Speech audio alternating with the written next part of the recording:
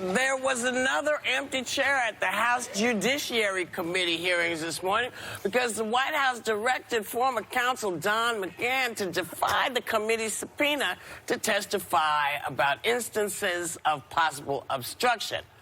Now, I'm not a lawyer, but of course, isn't this another instance of obstruction when you're being told don't go over there? Isn't that standing in the way of justice? Mm-hmm. Well, I don't know if it's obstruction, but I just don't understand how...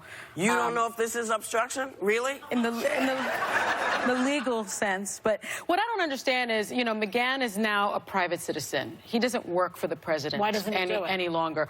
Why is he then bound by any legal opinion by the Justice Department? I mean, I worked for the Justice Department 15 years ago. Does that mean now that I'm somehow bound by what the Attorney General says I have to be bound to do today? I guess he's still one of Trump's. He's one of Trump's boys still. That's what that says to me. It's giving you that impression. Yeah. And why doesn't Trump want him to say anything? I thought he was exonerated. I thought everything was fine. Yeah, well, is it obstruction? Do you think it's obstruction? To defy a subpoena? The fact that he is saying to defy this man, do not go, isn't that obstruction? I think he's in contempt of a subpoena, and I think that there'll certainly be repercussions. I think he can be fined, and I think that he can be hauled into jail for it. Well, Mnuchin rejected subpoena over Trump's tax returns.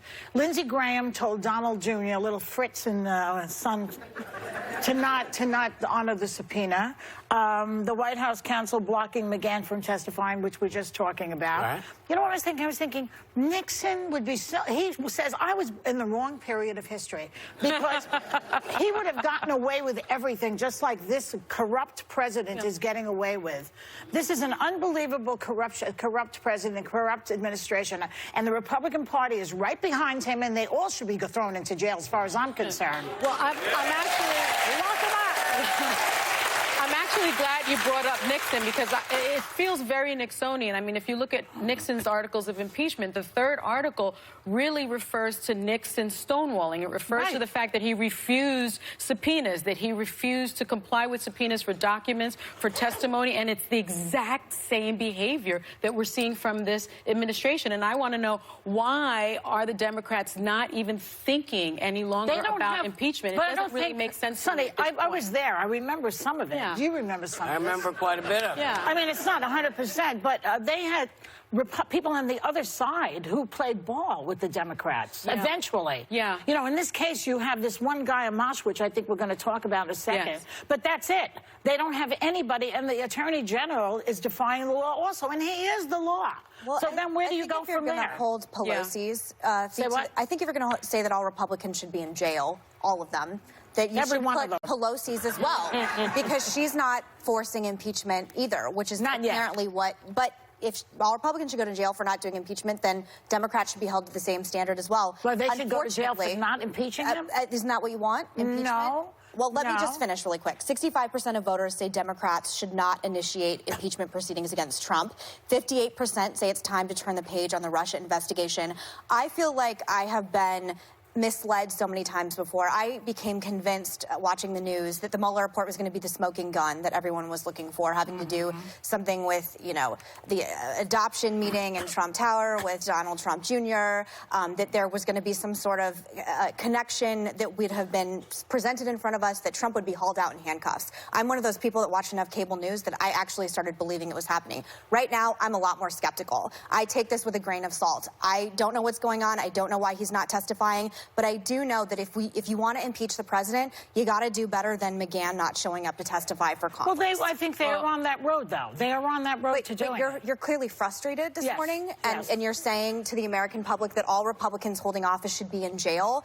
So I want to know. And well, you know, that was what you call hyperbole. I know, but I think that it's dangerous. That's what it sounded like to me. It's hyperbole. Well, it doesn't sound that way to the Republican at the table, for whatever it's worth. It sounds a little aggressive, and I think part of the problem is there were 10,000 people at Trump's rally in Montoursville, Pennsylvania last night, which, by the way, that population only has 4,770 people. Also, he imported people for the rally then. He was, How did he get 10,000 with a population of 4,000? I'm sure people drove there. Oh.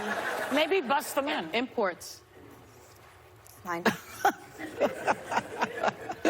All right, well, here's the deal. You know, I think everybody's kind of frustrated because, at least I am, because when I was a kid, there was right and wrong. There was the law, and you didn't break the law. It was very clear what the laws were. Presidents were held accountable when they did not do the right thing. We saw that with Nixon. We saw it actually with people on both sides saying, you can't do this. This is as far as we want to go. Clinton. Now, Clinton, I mean, we've seen it. And in part, I think part of my frustration is they were all over Clinton. They were all over Clinton, up in his mug, and he's got to do this, and he's got to testify. And I don't see the same fervor.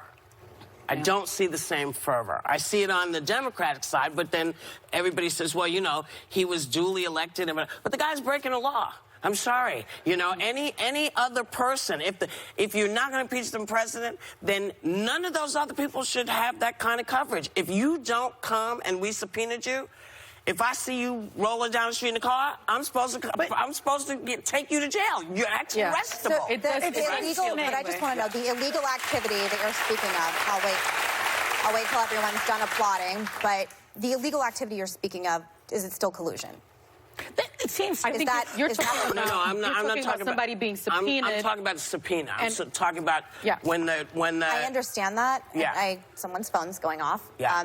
I understand that you're talking about the frustration that he's not showing up to testify. It has happened in other administrations. Yes. The point I'm trying to make is everything is political in this moment, and that Democrats would be smarter to be spending their time trying to get someone elected than 58% of the American public thinks that they should turn the page on the Russia investigation. 65% are against impeachment. Right. Let's make sure How it that ended we for Republicans with Clinton was badly. Yes. See, I disagree with that, only because Congress's job is to is a job of oversight. Yeah. And so if you elect your congressperson to oversee the executive branch, part of that job that they have been hired to do is to look at the president, to look at the job that the president is doing and hold that president accountable. And no so they don't need to turn the page. What they need to do is take testimony. And by the way, when the Republicans were overseeing Hillary Clinton and Benghazi and spent millions and millions of dollars and years of investigation, no one had a problem. And no one had a problem with it on the Republican side. Yet this oversight somehow I don't have a people problem want to with sort it. of I'm turn talking the about page. the politics of They it. want to turn the page. I'm not talking about having a problem with it. I'm trying to explain the politics of it. The other thing I would like to make clear is I come here every day trying to show a different perspective. And I understand every day that I walk into this building, and basically when I walk out of my apartment, it's an unpopular one. But I do think it's important to know what's going on in Montoursville, Pennsylvania, and why 4,000 or 9,000, excuse me, extra people outside of that city would travel to see him. He's still incredibly popular in states where it matters. Yes, and I'm trying to give you a warning shot of how you can blow this. But that doesn't have anything to do with what I'm talking about. That's where it has to do with what she's talking about. I'm curious so about let me finish what I'm going to say, which is we'll be right back. All right.